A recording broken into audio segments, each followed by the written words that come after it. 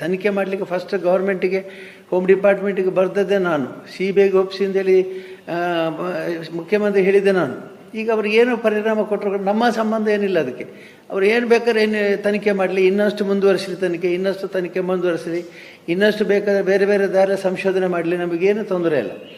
ಕ್ಷೇತ್ರದ ಹೆಸರು ಯಾಕೆ ಕಳೀತಾರೆ ಅಂತ ನಮ್ಗೆ ಗೊತ್ತಿಲ್ಲ. ಆದರೆ ಇದ್ರ ಹಿಂದೆ ಯಾವುದೋ ಒಂದು ಅಮಾಯಕ ಹುಡುಗಿಯ ಸಾವಿನ ವಿಷಯ ಇಲ್ಲ, ಕ್ಷೇತ್ರವನ್ನು ಹೇಗಾದರೂ ಮಾಡಿ ಮೈಲೆ ಮಾಡಬೇಕು, ಮಲಿನತೆ ಮಾಡಬೇಕು ಅನ್ನುವಂಥದ್ದು ಖಂಡಿತ ಇದರಲ್ಲಿ ಕಾಣ್ತದೆ. ಹಾಗಾಗಿ ನಮಗೆ ಯಾವುದಕ್ಕೆ ಭಯ ಇಲ್ಲ, ನನಗೆ ಯಾವ ರೀತಿಯಲ್ಲಿ ಭಯ ಇಲ್ಲ, ಸಂಕೋಚ ಇಲ್ಲ, ನನಗೆ ಸಂದೇಹ ಇಲ್ಲ. ಯಾಕೆಂದ್ರೆ ನಾನು ಹೇಗಿದ್ದೇನೆ ಹಾಗೆ ಇದ್ದೇನೆ, ನಿರ್ಮಲವಾಗಿದ್ದೇನೆ.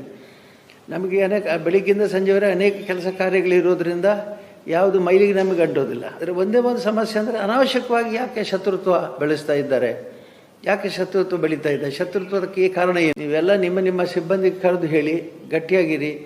ಕ್ಷೇತ್ರದ ಒಳ್ಳೆ ರೀತಿ ನಮ್ಮ ಸಂಪ್ರದಾಯಗಳುಂಟು, ನಮ್ಮ ಬದ್ಧತೆಗಳು, ನಮ್ಮ ಕಾರ್ಯಕ್ರಮಗಳುಂಟು.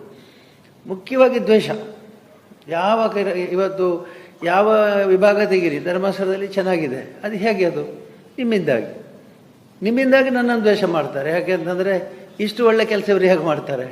ಈಗ ಗ್ರಾಮೀಣ ಅಭಿವೃದ್ಧಿ ಯೋಜನೆ 50 ಲಕ್ಷ ಜನರಿದ್ದಾರೆ, 1.5 ಕೋಟಿ ಮಂದಿಗೆ ಇನ್ಶೂರೆನ್ಸು ಮತ್ತು ಇದೆಲ್ಲ ಮಾಡಿದ್ದಾರೆ. ಈಗ ಆಯುಷ್ಮಾನ್ ಭಾರತ್ 87 ಲಕ್ಷ ಜನಕ್ಕೆ ಆಯುಷ್ಮಾನ್ ಭಾರತ್ ಕಾರ್ಯಕ್ರಮ ಮಾಡಿದ್ದಾರೆ ಇವರು.